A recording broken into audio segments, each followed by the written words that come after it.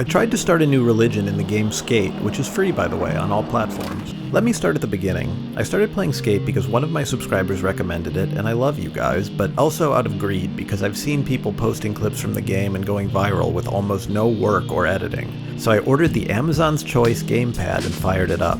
Then I remembered I'm really just not that into skateboarding. The game looks great, stylish, I felt very taken care of by the tutorial. The problem is I'm just not that motivated by doing tricks or earning points. I'm the kind of guy who likes to build things or needs a story. Did someone order a big sausage pizza? I did, but I don't have any money. But just when I was about to quit, I found that story. While trying to use the wave emote, I accidentally held down the roll button and experienced a divine revelation. You can roll forever. A new way to travel, powered by perpetual energy, invulnerable to damage. The sphere, the shape of gravity around an object, the shape of a magnetic field, the shape of the universe itself, perhaps. Nature's perfect form. There was no need for my primitive skateboard anymore. My body was so much more than a skateboard. I was free. But as I looked out across the city, I saw my fellow man still living in sin and darkness, and I knew that it was my job to spread the revelation that man himself was God's perfect vehicle. And just like that, my new religion of metaphysical neo-orbism was born, and with it, this challenge.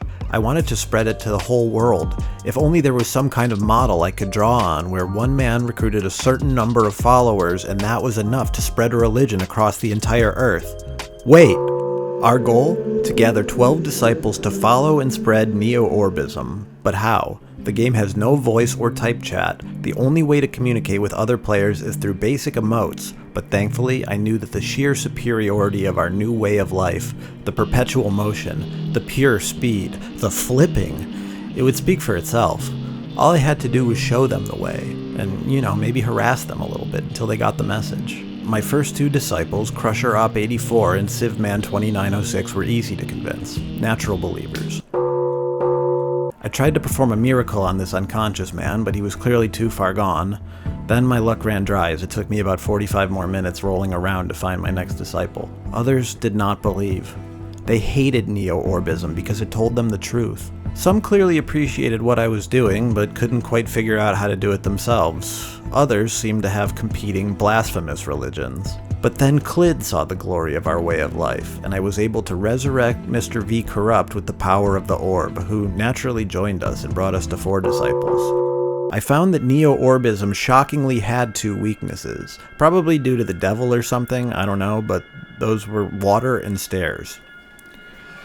Bird 109 might not count, he was sort of already neo-orbing when I met him, but come on, I feel like if you pick the fattest body type in the game, you're basically perfect for this religion, both physically and from a personality perspective. While many more missed the message, the Boogeyman 24 and Steve Kerr also renounced the sinful ways of their legs, and also sort of further proved my fat guy theory. We were about 3 hours into this challenge, and this is pathetic, but I'm not a gamepad gamer, and my underdeveloped thumbs were starting to get chafed from the controller, so I took a quick break to see if orbing worked in real life. By the way, I am a real person, so if you're enjoying this video, maybe hit subscribe so we don't lose one another in the vast and inhuman chaos of life. Anyway, after my break, my faith fully validated, I really started to get on a roll. Sorry, had to do it. Irritual made us 8, Black M117 made us 9, A Slumped made 10, a 2KHOF made 11, and then Rotorel finally made 12 disciples. I could feel it then, as if the great orb in the sky were pleased. So I climbed the highest building in the city, which, no joke, was 10 straight minutes of climbing.